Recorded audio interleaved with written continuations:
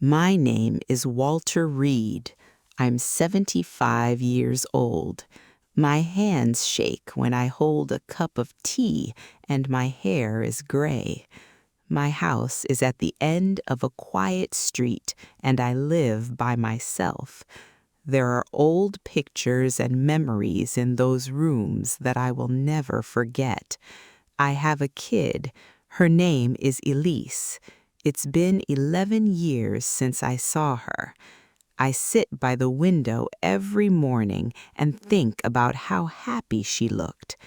I sometimes think I hear her voice at the front door, but the house is always quiet. I used to be close with Elise. We were the only ones left after my wife died.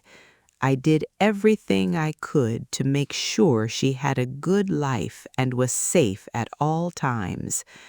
Our fights became more common as she got older, though. She wanted to be free. I wanted power. She wished to do what her heart told her. I wanted her to do what I told her. We had the worst fight of our lives one awful night. I yelled mean things that I should not have. She cried while I got mad. What she said next was, "You care more about your pride than about me." She then got her things together and left. After a few days, I thought she would come back, but she never did. The weeks turned into months. Months turned into years. The first thing I did was wait for a call. Then I went to wait for a letter. I stopped expecting things to happen in the end, but I always missed her. I sat at the kitchen table by myself every night with an old blue notebook. That's where I kept my letters to Elise. I wrote about what I wish I had done differently. In my writing, I talked about her youth.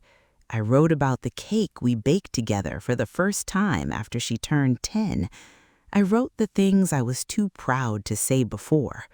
"I'm sorry. I love you. Please forgive me." The notebook was the only thing that kept me in touch with my daughter. My health got worse over the years. It tired me out to walk up the stairs, and my chest hurt a lot some days. The doctor told me to get more rest, but I couldn't get away from being alone. A young woman named Clara came to my house one afternoon. She brought books to older people for a living at a nearby bookstore. Clara was happy and nice. She smiled and spoke softly all the time. Soon, seeing her was the best part of my week. We talked about life, books, and the weather, but I didn't talk about Elise. I kept that pain inside me. My chest pain got a lot worse one wet night. I realized something scary all of a sudden. It's possible that I won't see my daughter again. The next morning, Clara came over with new books and saw right away that I was feeling weak.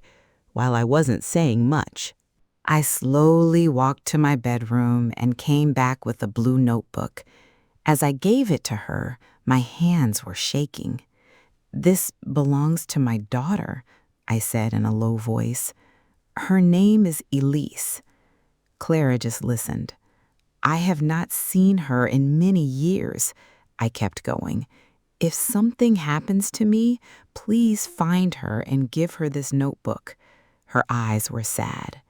"I promise." It was a soft voice. After 3 days, I passed out in my house and woke up in the hospital. As I slept, machines beeped next to me, and outside the rain hit the windows. At the same time, Clara kept her word. She spent hours looking online until she found Elise's address in a different city. Clara didn't think twice before buying a train ticket and going there herself. The next night, she stood outside of a small apartment building and tightly held my notebook. She rang the bell after taking a big breath. The door was opened by a woman. It was Elise. She had aged, but her eyes were still the same. Clara took her time introducing herself. "I know your father." It was a soft voice. "He is very sick. The look on Elise's face changed right away. After that, Clara gave her the notebook. "He wanted you to have this." Elise looked at the old blue cover in silence for a moment before taking it slowly. She sat alone in her room and carefully opened the notebook. She only meant to read one page at first, but she soon couldn't stop. She read every line that was full of hate and love, every memory and every apology.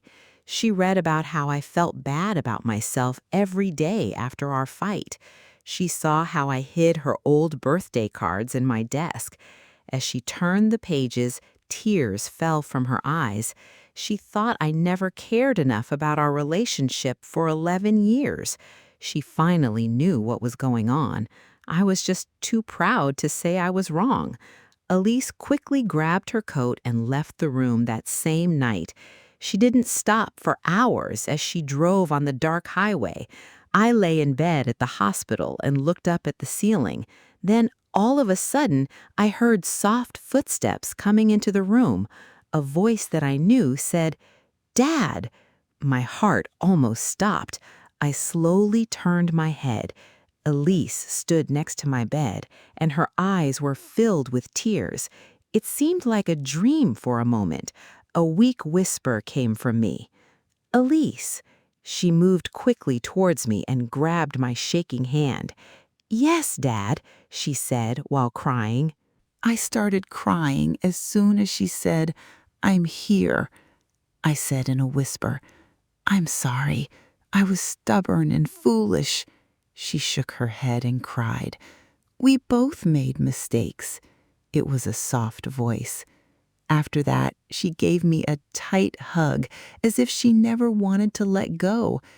That's when the loneliness in my heart finally went away.